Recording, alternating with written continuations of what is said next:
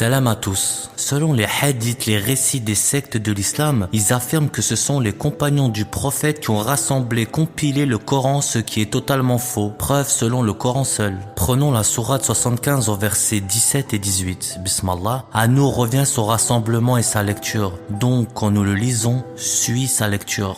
Ici, Allah nous déclare explicitement que c'est lui qui rassemble le Coran, le terme jama'u qui signifie rassembler ou réunir, ce qui implique une forme complète du texte. Le Coran se désigne lui-même comme un livre, Kitab, sourate 2 verset 2, Bismillah. Voici le livre Al-Kitab au sujet duquel il n'y a aucun doute, un guide pour les pieux. Sourate 6 verset 114 dit: chercherai-je un autre juge que Dieu, alors que c'est lui qui a fait descendre sur vous le livre détaillé? Sourate 10 verset 37. Ce Coran n'est pas un récit inventé, mais c'est une confirmation de ce qui existait avant lui, un exposé détaillé du livre, nul doute en lui venant du Seigneur des mondes. La révélation était ordonnée et suivie d'une récitation précise. Sourate 25 verset 32. Ceux qui ont daigné dire: pourquoi n'a-t-on pas fait descendre sur lui le Coran en une seule fois? Il en est ainsi afin que ton cœur en soit raffermi. Nous l'avons agencé selon un ordre harmonieux.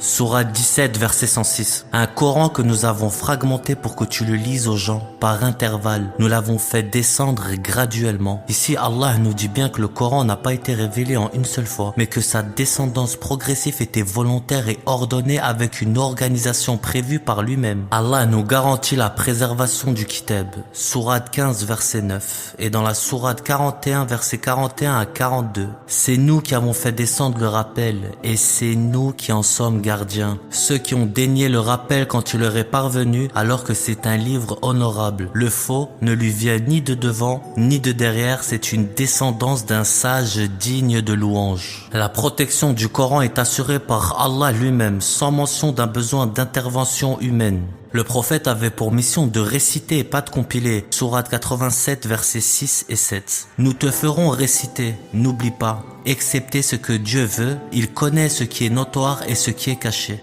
Sourate 10 verset 15. Quand leur sont récités nos signes comme preuve, ceux qui inespèrent notre rencontre disent: apporte un Coran autre que celui-ci ou bien change-le.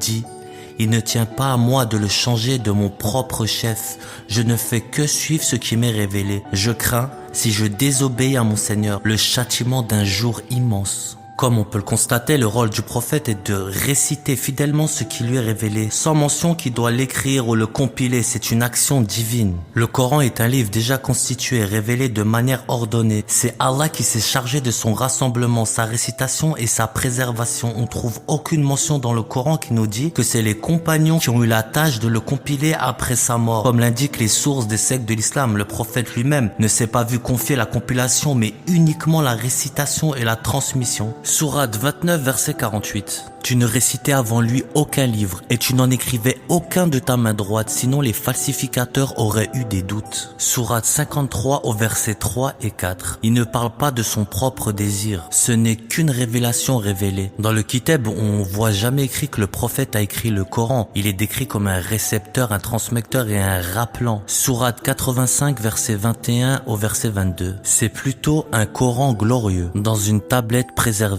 Sourate 12 au verset 1 et 2. Alif Lam Ra. Voici les signes du livre explicite. Nous l'avons fait descendre en un Coran arabe afin que vous compreniez. Il a été préservé et descendu par étapes, enseigné au prophète par révélation et il était déjà inscrit dans une tablette céleste. Sourate 80 au verset 11 au verset 16. Non, c'est plutôt un rappel. Quiconque veut s'en souvient dans des feuillets honorés, exaltés, purifiés, portés par les mains d'ambassadeurs nobles et obéissants. On parle de feuillets célestes entre les mains des anges. Sourate 61 verset 1. Noun, par la plume et ce qu'ils écrivent.